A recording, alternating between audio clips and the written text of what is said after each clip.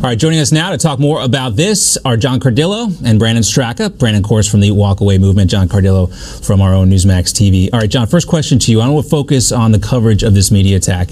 And how from the very beginning, when Smollett first claimed he was attacked by two MAGA hat-wearing Trump supporters, the media was quick to pounce. They were. On that fact. Yeah, they were. I mean, look, you had TMZ, you had Al Sharpton, you had CBS, CNN. They bought it hook, line, and sinker. This attack happened. They were wearing MAGA hats. They were screaming, "It's MAGA country." These were, without a doubt, two white men who happened to just go out into negative 17-degree weather in the middle of very liberal Chicago to hunt down this actor that most people in Trump world had never even heard of and beat this guy up. I mean, despite all the flaws in the theory, they bought it hook, line, and sinker, and they ran with it, as did prominent politicians. All right. Let's go ahead and take a listen to some of the most egregious examples of the media latching onto the story. Let's take a listen. Empire star Jussie Smollett was the victim of a vicious, racist, and homophobic attack. His attackers hurled racial and homophobic slurs. Two people yelled racist and homophobic slurs. Racial and homophobic slurs. Not only homophobia, we're talking about racism. We're talking about hate with steroids. They are looking for two suspects who were apparently wearing Make America Great Again hats. The offenders uttered, "This is MAGA country." Brandon, what was missing from a lot of those reports is the word allegedly, or he says, Jussie Smollett says these. Why do you think in this case, you look at the Covington Catholic case, why so many members of the media were just willing to go with the initial reports they heard on the story?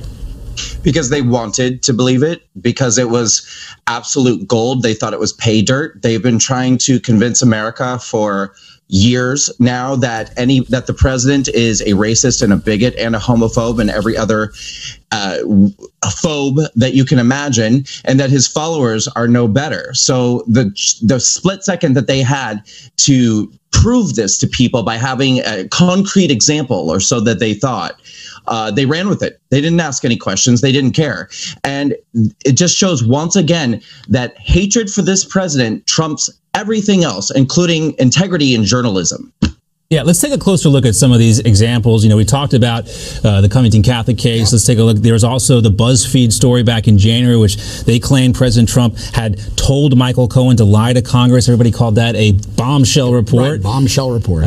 Key parts of that report, of course, were denied by the special counsel himself. Well, not himself, but a spokesperson. Right. Still, BuzzFeed stood by it. And then again, we talked about the Covington Catholic case, and I want to take a specific look at what the New York Times titled its first piece on that encounter. Quote, "Boys in Make America Great Again hats mob Native elder and Indigenous Peoples March." But the next day, the Times ran a second story with the headline, "Fuller Picture Emerges," a viral video of Native American man and Catholic students. And that fuller picture, Nathan Phillips admitted he was the one approaching the Covington Catholic kids. Now, my question to you is this, John. Just this weekend, we got word that the boys, the Covington Catholic boys, were fully cleared of any wrongdoing. Right. How much reporting did you see on that today? You saw no reporting on that. You're seeing no reporting on the fact that their lawsuits have traction, that they and their families are suing. They hired prominent attorneys to sue.